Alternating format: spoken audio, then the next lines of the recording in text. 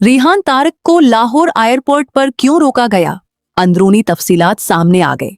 मारूफ podcaster Rihan Tarak को बरतानिया से लाहौर पहुंचने पर वफाकी तहकीकाती इदारे FIA की जानिब से हिरासत में लिए जाने की खबर ने सोशल मीडिया पर नई बहस छेड़ दी है। इस वाक़े के बाद मुख्तलिफ दावे और इत्तलात सामने आ रही हैं, जिनमें उनकी हिरासत की मुमकिना वजूहात भी शामिल हैं। रिहान तारक जब रात तकरीबन 1 बजे लाहौर एयरपोर्ट पर पहुंचे तो इमिग्रेशन के मरहले पर उन्हें रोक लिया गया। बताया जाता है कि इसी दौरान उन्होंने अली हमजा से फोन पर राबिता किया और आगाह किया कि FIA हुक्काम ने इन्हें मजीद जांच के लिए रोका हुआ है। वो अपने चंद साथियों के साथ रात तकरीबन 3 बजे एयरपोर्ट पहुंचे, जहां बाद इज़ा मुतल्लिका इदारे की एक टीम भी मौजूद थी। जब हुकाम से रिहान तारक को रोकने की वजह पूछी गई तो गैर रस्मी तौर पर बताया गया कि उनके हालिया पॉडकास्ट के मवाद से मुतालिक कुछ शिकायत मौसूल हुई हैं, जिनकी बुनियाद पर मजीद कानूनी कार्रवाई की जा रही है।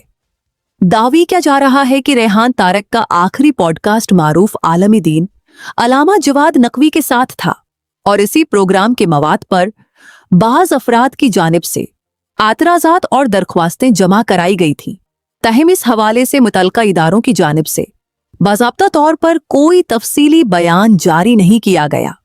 रिहान तारक से पूछा कि क्या उन्हें पहले से किसी शिकायत या मुकदमे का इल्म था, तो रिहान तारक ने जवाब दिया कि इन्हें ऐसी किसी कार्रवाई या मुकदमे की कोई इत्तला नहीं थी और न ही वो खुद को किसी केस में मतलूब समझते थे।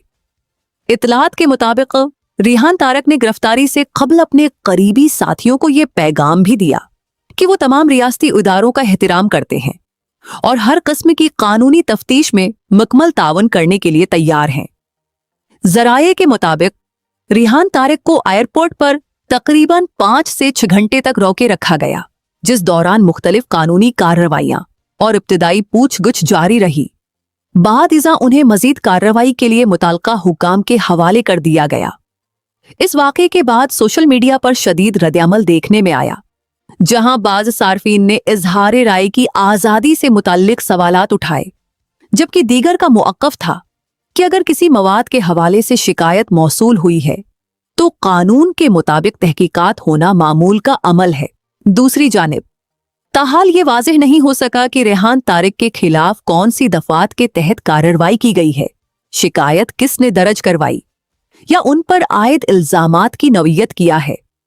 इस हवाले से सरकारी मुअक्कफ सामने आने के बाद ही सूरत हाल मुकम्मल तौर पर वाज़ेह हो सकेगी।